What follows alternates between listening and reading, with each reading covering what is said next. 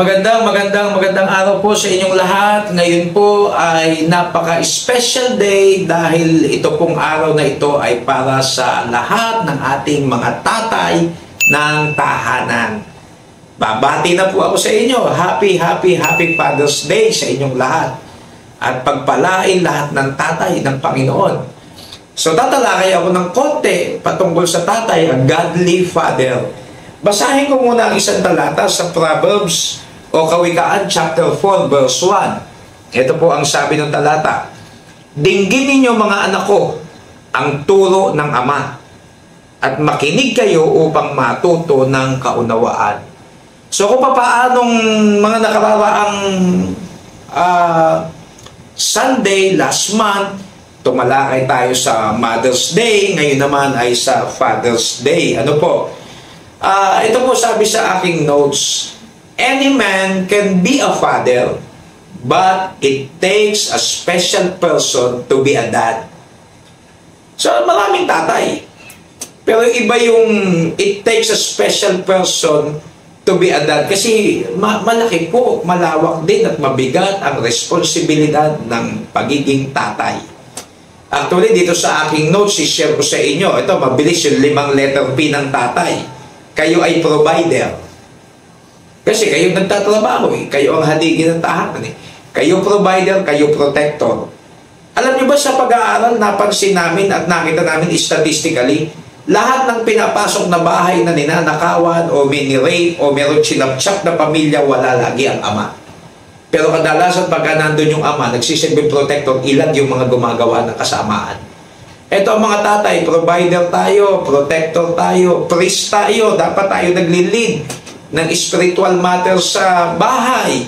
Ililid natin sila sa church, tayo ang punisher, nagdidisiplina, nagpapalo, at tayo yung nagbibigay ng pattern, nagsisilbing may magandang halimbawa, good example yung nakikita sa atin.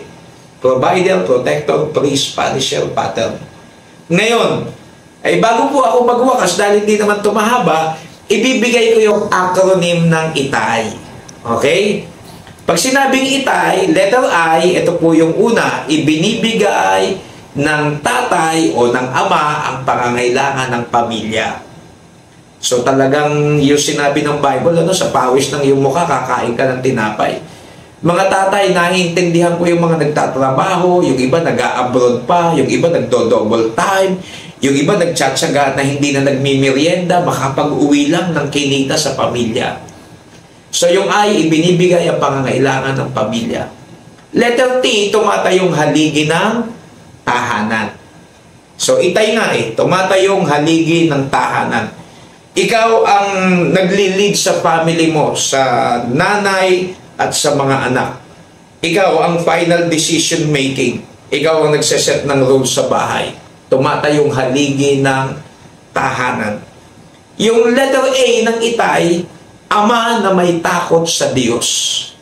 Napakahalaga po sa isang tatay na kayo'y may takot sa Diyos at nananalig sa Panginoon. Sabi nga ng Bible, the fear of the Lord is the beginning of wisdom. Napakahalaga sa isang tatay na may takot siya sa Diyos. At kung may takot ka sa Diyos, siyempre, papahalagahan mo ang Panginoon sa tahanan, sa pagpapamilya. Makikita nila na ikaw bilang tatay, nililid mo yung buong pamilya mo sa Panginoon, sa church, sa paglilingkod. Kasi ikaw yung ama na may takot sa Diyos.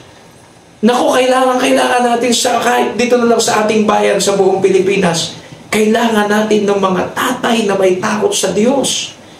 Hindi yung tatay na puro bisyo. Hindi yung tatay na puro walwalan. Tatay o ama na may takot sa Diyos. Kailangan natin yan. Pag lahat ng tatay magiging ama na may takot sa Diyos, mas maganda magiging resulta ng isang bansa.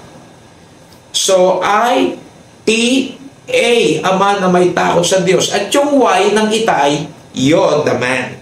Okay? Yun po yung letter Y ng itay. You're the man. So, muli, happy Father's Day sa lahat ng mga tatay na huwaran, mga tatay na may takot sa Diyos, mga tatay na responsible, mga tatay na handang magsakripisyo para sa family niya, mga tatay na mahal niya ang kanyang buong pamilya. Magwawakas po ako sa katagang ito. The greatest gift I ever had came from God. I call Him Dad. Ulitin ko The greatest gift I ever had came from God. I call Him Dad.